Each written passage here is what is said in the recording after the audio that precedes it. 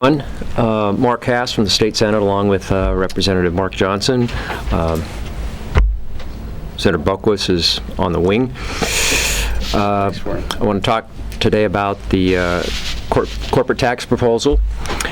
And I want to unveil to you some work that we've been doing over the last couple of weeks in concert with the Legislative Revenue Office on some of the computer analysis and runs that we've made on this.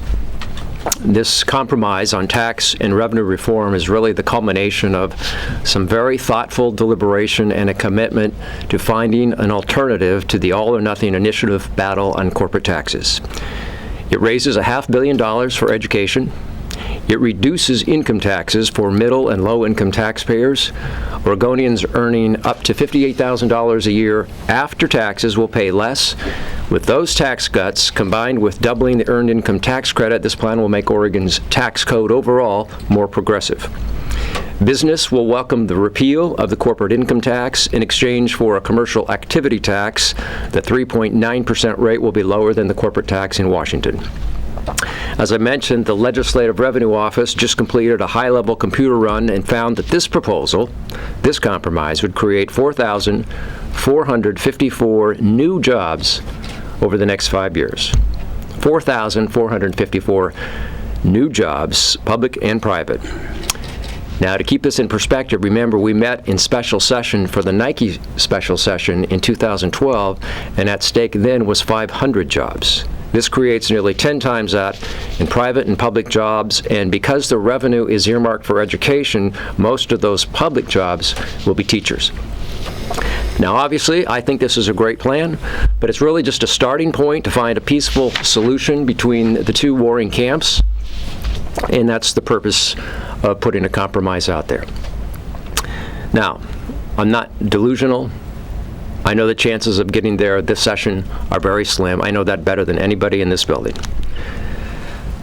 But it's important to me that Oregonians know there's been some thoughtful diligence in an effort to balance revenues, taxes, and Oregon's economy. So while the rhetoric continues to escalate, a compromise is now sitting here on the shelf. There's now a vehicle. It's transparent, easy to understand, and substantiated by credible economists. The legislature could pass this plan today. With the sad episode in Harney County, with the Roseburg tragedy last fall, the last thing Oregon needs is a bitter, contentious campaign that will split this state in two. This compromise is not everything competing interests want, but it offers Oregonians something they can embrace. My hope is that sometimes in the next few weeks or months, we can find a way to put down the swords and come together. But even without an agreement between the proponents and opponents, the legislature does have some options. It can refer a measure to the voters and let them choose, or it can simply pass a measure into law and let the ballot measure chips fall where they may. To me, leadership means working together to get a solution, not sitting on the sidelines. We can fix this if we work together and hold true to the values that make our state a great state in which to live, work, and play. So happy to take any questions on this. I have a colleague here. Johnson. I'm here, Mark Johnson from House District 52. Here in support of my good friend and colleague Senator Hass, and I'm not here today to necessarily say I'm ready to sign off on this initiative as it's proposed, but I'm here to say that this is the way we should make good public policy in Oregon. We put an idea on the table, we invite bipartisan dialogue, we invite interest throughout the state of Oregon, provide their input, and together then we can craft something that can have the kind of stability and ownership, I think, that can withstand the test of time. This obviously is in stark contrast to what the ballot measure has in front of us and how that ballot measure was composed. There was no dialogue, there was no bipartisan interest. It was simply a plan put forward by the proponents, and it's a take it or leave it type of scenario. We've got to get back to listening to those voices around us who have a lot of interest, a lot of knowledge on this topic and so forth, and I would certainly put my good friend Senator Haas at the top of the class in that category. So again, I'm here to applaud his efforts and to commit, I think, my side of the aisle to work with him constructively to find out what we could do as an alternative that would truly meet Oregon's needs of revamping our tax code in a way that can inspire and create some economic development. I'm one of those folks who continues to think that the best way to put more dollars in the general fund is actually grow our economy. What can we do to revise our tax code to create investment and incentives for our private sector and so forth? So again, I'm here to support this process because I think it stands in stark contrast to that process that was led to the creation of IP 28. So I'm here to, again, answer any questions and to support my good colleague. Thank you. The OTIM computer run is over there, Paul Warner's work. For those of you unfamiliar with the Oregon Tax Incidence Model, it's a dynamic feedback process involving computers at Oregon State, economists, not just LRO. Picture guys in white coats holding clipboards, looking up at big mainframes with blinking lights, and it was really a pretty sophisticated run, and you can see the tax groups that benefit and how the money will be spent, and I think it's remarkable that the combination of this plan is such a boost to the Oregon economy. So, yes, sir. How much overall revenue will it raise? $1 billion. In the 2017-19 biennium. Then the way we parceled it out, of course there's a million ways to do it, is to put half of that into education and the other half into tax relief for middle and low income working people. Yes? Who came to the bargaining table to get this put together? There is no bargaining table. This was really a process that started in some ways a year ago because a work group that Senator Boquist and others were on looked at ways to stabilize our tax code and tax reform. And one of the ideas that surfaced to the top was this commercial activity tax, because Ohio successfully engineered this into their law, almost identical to what we're proposing here, and they did that 6 or 7 years ago, and has worked well back there.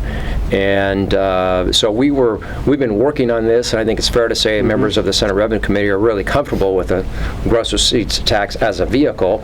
Of course, it depends on what rates you use and what you do with the extra money and what things you replace, but it's not a radical idea, and to that extent, we kept working on scenarios, higher rates, lower rates, combination with other things, until we finally got to this process here. And what I like about it is it's really coincidence, but this plan and this idea is on the same plane as what the proponents of IP 28. They're also talking about a gross receipts tax. So we're really on the same plane. It's not like they're arguing property taxes and we're saying no sales tax or anything. We're already at a place where there's considerable common ground. And I think another area of common ground is that a lot of people, particularly in this building, and I think outside this building, do not want to see a really bitter, contentious fight this fall. Question for both of you guys.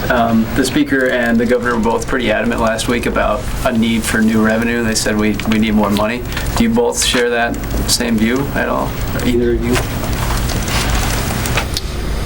Well, I guess I would distinguish what do you do with the new revenue. This plan at least has a targeted approach to what would happen with that new revenue. We're going to put it into public education, and part of it goes into tax relief for middle-class Oregonians. So I guess I would have to be on the side of let's see what the new revenue could be used for. Just simply adding it to the general fund, as the IP 28 calls for, I don't think is a wise expenditure. And there's no guarantee that it's going to directly benefit those who are in most need of it. And I've always said that every level of education is underfunded, and I think this helps public education. Yes? Mr. Johnson, you had said that you weren't necessarily ready to sign off on it as proposed. knows? Like, what is it that's the sticking point for you, and what would it Well, it's take to actually get pretty you- fresh to me. I haven't had a chance to be a part of the discussion that some of the members on Senate Finance have. We just need to have a good dialogue. This is an opportunity we could invite in our business community and say, hey, what do you think about this? Is it going to work for you? Is it not going to work for you? Would you like to modify it, and if so, how?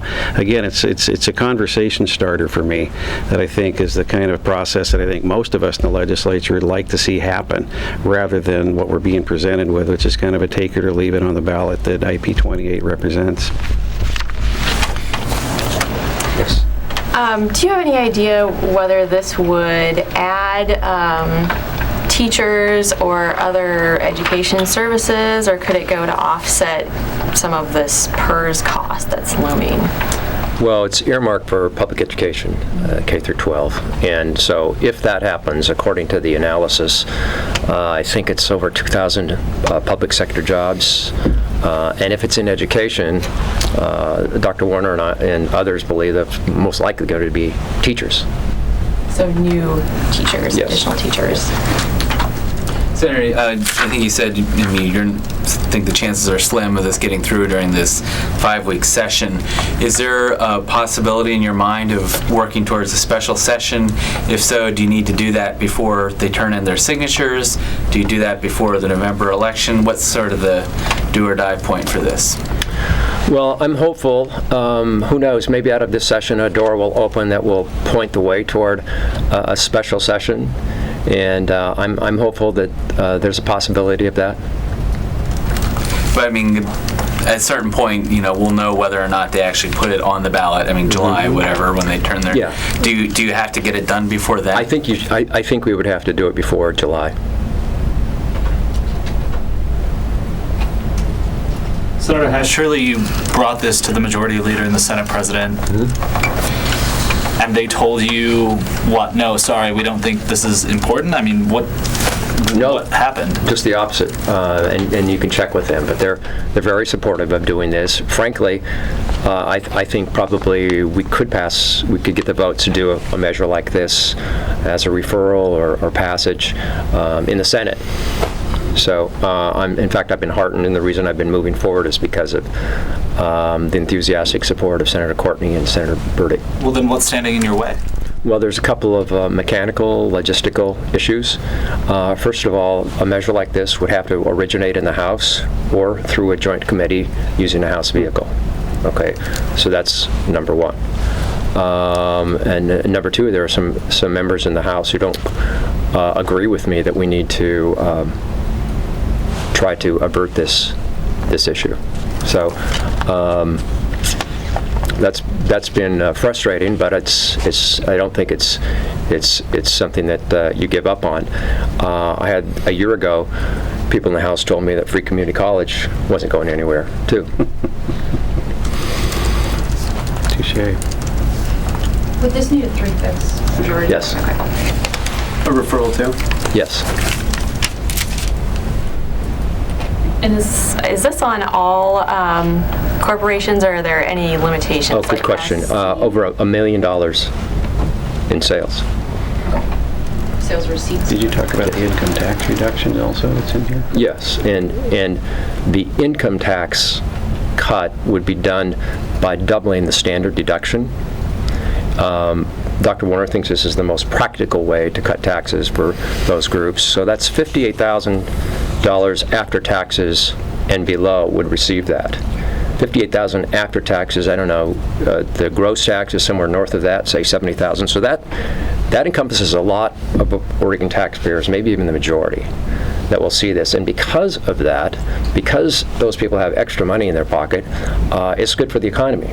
And the analysis that was run shows that creation of jobs is because those people have extra money in their pocket and they're buying things and businesses are hiring and there's more in-migration. And that's a result of what happens when people have more money in their pocket, particularly low-income and middle class. Because when somebody who's making $30,000 a year has an extra $500, they're going to buy new shoes, groceries, a refrigerator, or whatever. Where someone on the top end may buy some more equities or pay down debt and won't necessarily have the same impact inside the state borders.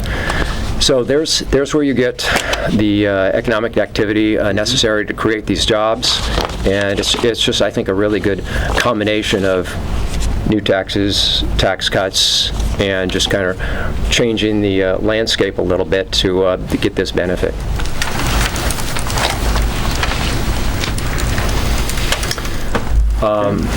Most of you know Dr. Warner is one of the treasurers in state government, and he's willing to take all your technical questions on this. And what I feel really good about is all of this, all of the figures we're using, everything is substantiated by him and his staff, and he's very patient with reporters. So, There's thorough answers. yeah. So, thank you. Yeah, thank you.